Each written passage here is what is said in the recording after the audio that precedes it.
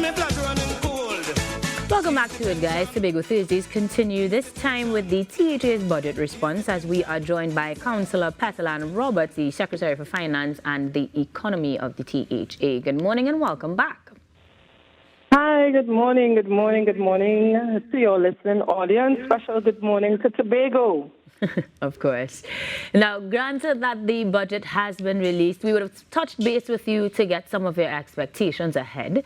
And a lot of it had to do with, altogether, wanting to see more allocated to Tobago. How does the THA feel about what has been released in the budget thus far? Tobago feels very disappointed. We feel that there's a clear campaign against Tobago's development and its development potential. Seeing slashes in our development program is really impacting us severely. We feel that there is no interest in developing our economy, uplifting the living standards of the people of Tobago, and no meaningful transformation of the Tobago economy with the kinds of suppression of the allocations for this fiscal year. So let's talk about some of those suppressions. The areas that we've seen allocations that you would have liked to have seen more, perhaps. What are the areas that you felt were most deficient? Most deficient in the infrastructure sector, that's under the Division of Infrastructure. We're seeing significant cuts in tourism, education, health. That 200 million, it's really difficult to spread 200 million across an economy that have not really had an impact over the last 24 years. Right, so, the allocations that we are seeing for development program have remained more or less around the same thing, from 200 million to 300 million. That's all we have been seeing in terms of development program. So you're really not seeing the impact in most of the areas where development of Tobago it can be hit, can be impacted in a significant manner. Councillor Roberts, could we perhaps attribute that to the allocations that are outside of the THA allocation itself from central government? We would have seen the airport terminal project, for example, being a $400 million or seeing a $400 million cost, and there are funds allocated towards that. We see physical things like the fire station and other developmental things. So is it that we are talking completely outside of those central government contributions and strictly on the allocations? Definitely. The THA has about 33 items that they're responsible for. Right. And you're really seeing the allocations being ramped up and the funding allocated to projects outside of the THA's allocation. And we feel that there is a clear political weaponization against Tobago and the THA by pumping resources into the government's projects, and then you're not seeing any significant allocations for the THA. So, for instance, as you just indicated there, you're seeing allocations for the airport, you're seeing investments in a marina, hotels, fire station, and all of those things. But really and truly, we have asked for just $1 billion so that we can make an impact. We know the things that are unique to Tobago. We know the needs of Tobago, how to transform the economy, and we're just not getting the allocations to do these projects. So, Councillor, what I'm hearing sounds as if these that have received allocations then are not going to adequately address some of the concerns. Tell me then what. Rather not tell me then, but in terms of what they can do, because we are also talking about things like education sector, they're talking about, as you rightfully said, the marine sector. These are things that actually do impact the average Tobagonian, from education to employment to diversification of the income that Tobago can earn. Why are we still not seeing these as positives? I would say that these projects definitely do impact the economy of Tobago, but we welcome it, and we want to see a form of progressive and sustainable development for Tobago. But what we are not seeing is the collaboration and that kind of a kind of co-created plan between Trinidad and Tobago. Both of us, we can come together. We're not seeing the coming together of the plans and the initiatives. So therefore, it seems kind of lopsided. Right now, my task is to look at that 205 as well as the shifting of resources from recurrent to see how best we can impact the economy. Right? So it's not that we are not welcoming the initiatives by the central government, it's that we are not moving in one direction and we are not having any collaborations and discussions and trying to transform the economy in a positive manner together. That is not what we are seeing. Understood. Now, if we were to have that opportunity to perhaps discuss things more collaboratively, it sounds as if things like the actual income, the recurrent expenditure, those sort of things are top tier priorities now. Would that be correct to say? No, our top tier priorities are on the development program side. That is where we saw 80% slash in the budget of the development program. That is top priority for us, transforming the island, making an impact, particularly in economic growth, and the island's infrastructure, enhancing and building the Tobago economy. That is most important for us right now. Can you give us a little bit more detail on that? What would that look like? Well, moving forward at least, based on what you have to work with now, what would those collaborative talks mean that you would request on behalf of the THA?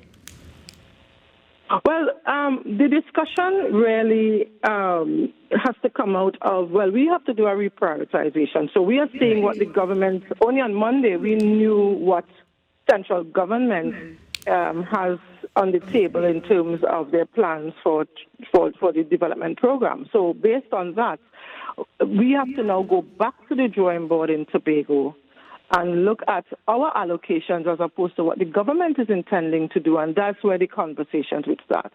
So at this point, it is a lot of reworking because we presented a budget in June, and we're not able to realize those projects and initiatives.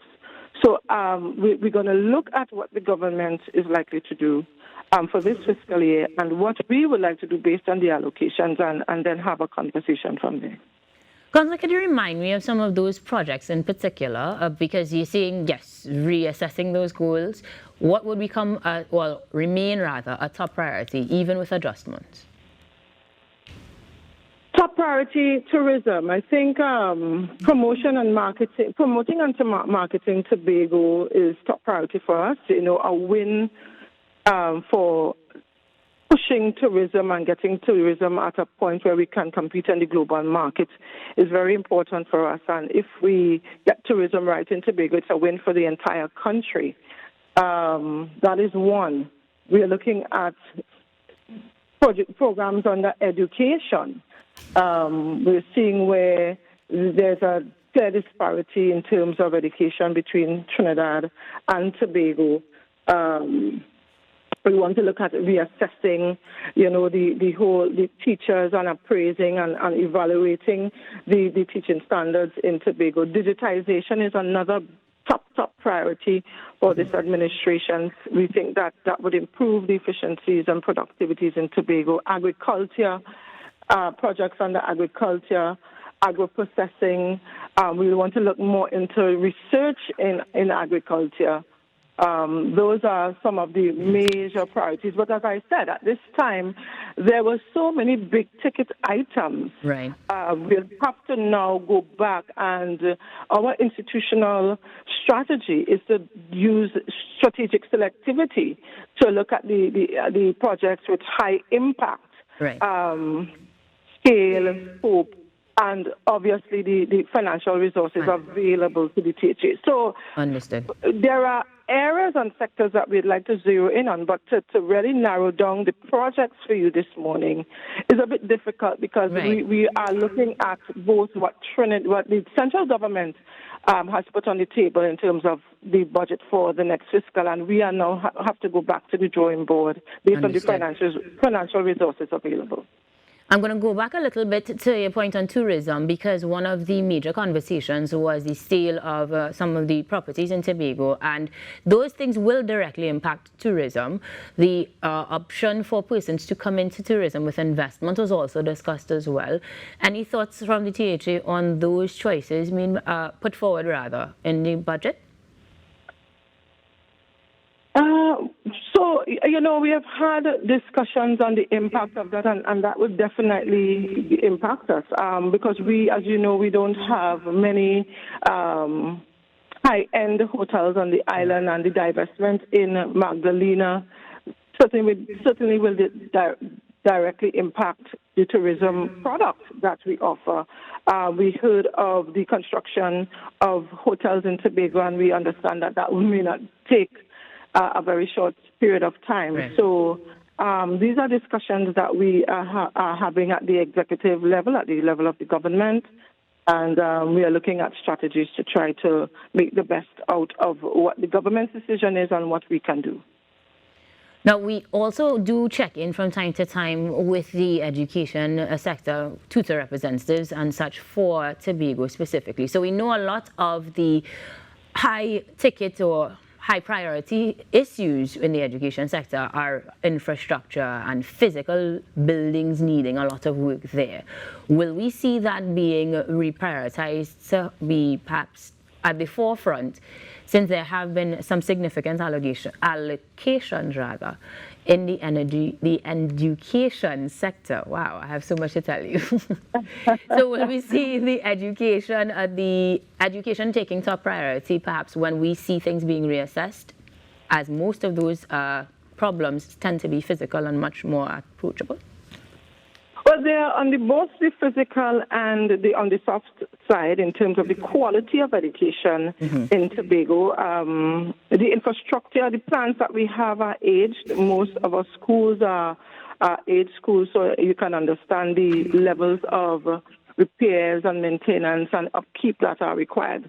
So that has always been a priority. As a matter of fact, last fiscal, we spent about $20 million for the repairs program, and it continues because that repairs program, that $20 million, can only look at high priority schools and plants. Right. And obviously the repair and maintenance and improvement to the infrastructure of schools continue to be top priority for us. And as I said, on the intangible side, on the quality of education side, that is also top priority in terms of investments for persons doing tertiary education, as well as the quality of education at both the primary and secondary levels.